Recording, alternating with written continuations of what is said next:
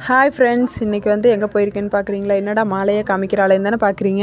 நம்ம வந்து முருகருக்கு மாலை போடலாம் தாங்க வேண்டியிருந்தோம். அதனால் அது பண்ணலாம் அப்படின்ற ஒரு இதுதான். அது திடுதிப்புனுங்க எதிர்பார்க்காம நடந்துச்சு. அதுவே ரொம்ப ஹாப்பி ஆயிடுச்சு. சரின்னு சொல்லிட்டு மாலையை வாங்கிட்டு அப்படியே முன்னாடி போகலான்னு சொல்லிட்டு பாப்பா பார்க்கு கூப்பிட்டு போகலான்னு போனோம். பாத யாத்திரை போயிட்டு இருந்தாங்க. பார்த்தோன்னே ரொம்ப ஹாப்பி ஆயிடுச்சு. நம்மளும் இந்த மாதிரி போவோன்ற ஒரு சந்தோஷங்க. எனக்கு அது என்னன்னு தெரியல, திடீர்னு ரொம்ப ஹாப்பியாக இருந்துச்சு. சரின்னு சொல்லி பார்க்குக்கு வந்தாச்சுங்க. பார்க்குக்கு வந்து பார்த்தா பூட்டி இருக்குங்க. ரொம்ப பாப்பாவுக்கு ஒரு மாதிரி ஆயிடுச்சு. அதனால் சரின்னு கூப்பிட்டு வந்துட்டு வரும்போது பூ வாங்கலான்னு வாங்கினோம். பூ வாங்கும்போது மல்லிகைப்பூ வந்து 120 ரூபான்னு சொல்லிட்டாங்க ஒரு முழம். அதனால் அது வேண்டான்னு சொல்லிட்டு ஜாதி முல்லை 80 ரூபா தான். அதனால் அது ஒரு முழம் வாங்கியாச்சு. வாங்கிட்டு அடுத்தது வந்து டாய்ஸ் வாங்குறதுக்கு வந்தாச்சு. பாப்பாவுக்கு டாய்ஸு விலையில் வாங்க வந்தோம். விலையில் வாங்கியாச்சு. அவளுக்கு வச்சு சிம்பிளாக ஒரு விலையை செலக்ட் பண்ணியாச்சு. இதுவே 30 ரூபா சொல்கிறாங்க ரேட்டு. இதெல்லாம் 10 ரூபா 20 ரூபாய்க்கு இருந்துச்சு. இப்போ 30 ரூபா ஆயிடுச்சுங்க. எனக்கே ரொம்ப கஷ்டமாக போச்சு. சரி பரவாயில்ல அப்படின்னு சொல்லிட்டு வாங்கியாச்சுங்க.